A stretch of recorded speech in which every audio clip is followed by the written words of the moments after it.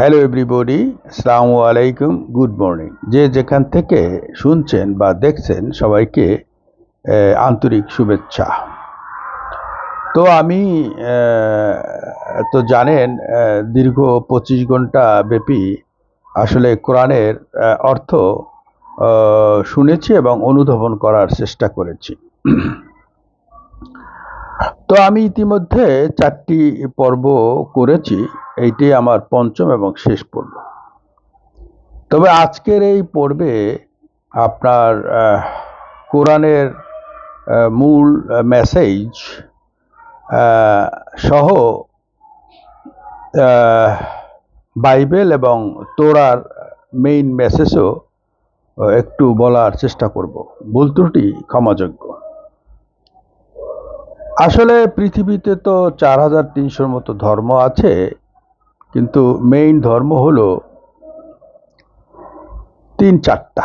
তন্মধ্যে বেসিক 3টি ধর্ম এবং 3টি ধর্মগ্রন্থ।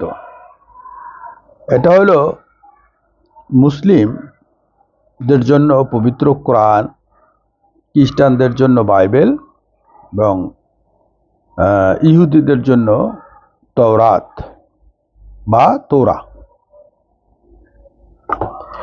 এই 3টি ধর্মগ্রন্থেই আসলে সৃষ্টিকর্তার নির্দেশনা, নৈতিকতা শিক্ষা প্রদান করে। এগুলার মেইন মেসেজ হলো এক ক্রিয়েটরে বিশ্বাস, ন্যায় বিচার, নৈতিকতা, প্রেম, দয়া এবং পরকালের প্রতি বিশ্বাস এবং মনোযোগ স্থাপন করা। তো আমি কোরআনের ভিত্তিতে বা কোরআনের মেইন মেসেজ একটু সংক্ষেপে বলি।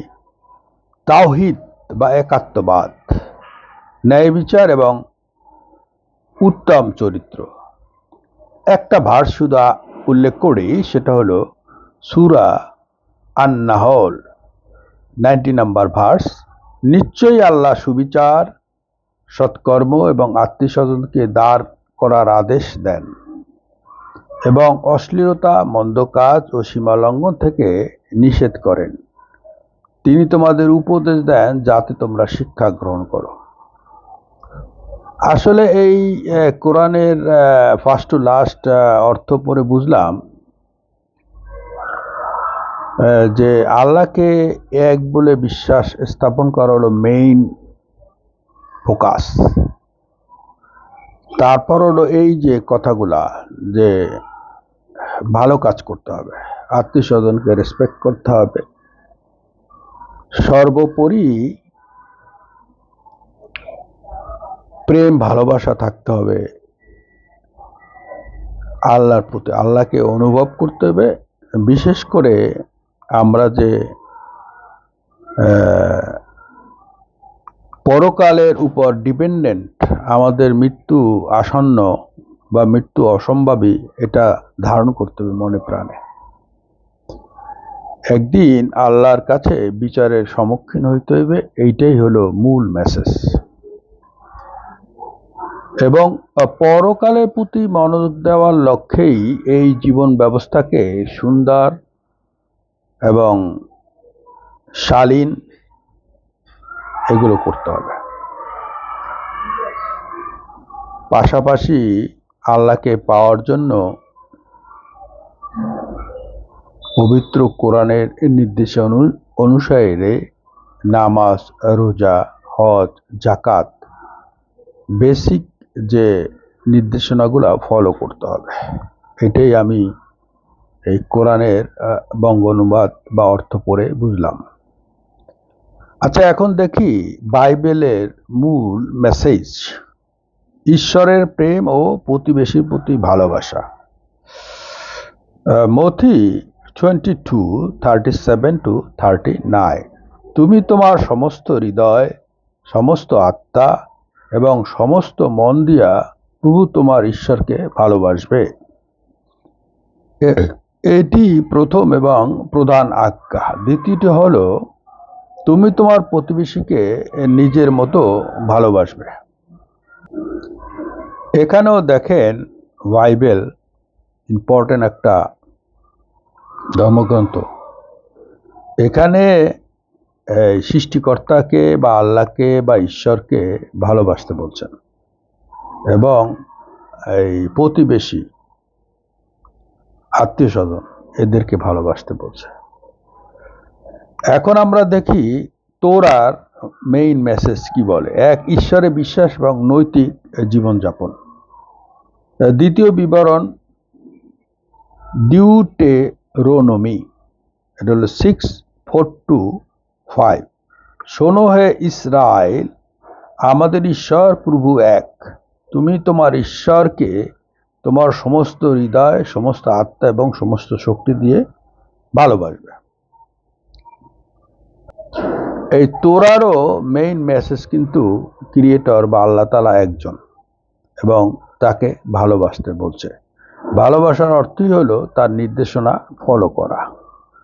তো যাই হোক, আসলে আল্লাহ তাআলা আমাদের উপরে কঠিন কিছু চাপিয়ে দেন নাই, যেটা পরম সত্য, বাস্তব সত্য, সেইটা অনুধাবন করার জন্য বলেছেন।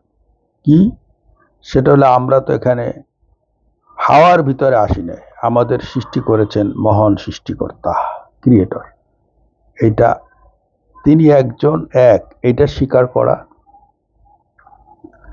পৃথিবীতে আমরা যে সাময়িক সময়ের জন্য বা পরীক্ষা ক্ষেত্রের মতো আসছি, এইটাকে মনে প্রাণে ধারণ করা, অনুধাবন করা, সেই অনুসারে আমাদের জীবন ব্যবস্থা ঢেলে সাজানো। ঢেলে সাজানো বলতে ঈশ্বরকে বা আল্লাহকে অনুধাবন করা, তাকে এক এবং অদ্বিতীয় মানা, এবং এই পরীক্ষা ক্ষেত্রে আমাদের প্রত্যেকটা কার্যাবলী আল্লাহর নির্দেশনা অনুযায়ী পরিচালনা করা। সর্বোপরি এগুলার যে জবাব দিতে হবে, কিয়ামতের মাঠে দাঁড়াতে হবে, এইটা স্বীকার করা এবং বোঝা এবং আল্লাহকে ভালোবাসা। প্রত্যেকটা ধর্মগ্রন্থে আল্লাহকে ভালোবাসার কথা বলেছে। আল্লাহকে ভালোবাসতে হইলে এই জিনিসগুলো ফলো করার পাশাপাশি ইবাদত বন্দেগী করা, নিজের জীবনকে সুন্দরভাবে পরিচালনা করা। ইবাদত বলতে নামাজ, রোজা, হজ, যাকাত, বেসিক যেগুলো বলেছে সেগুলো।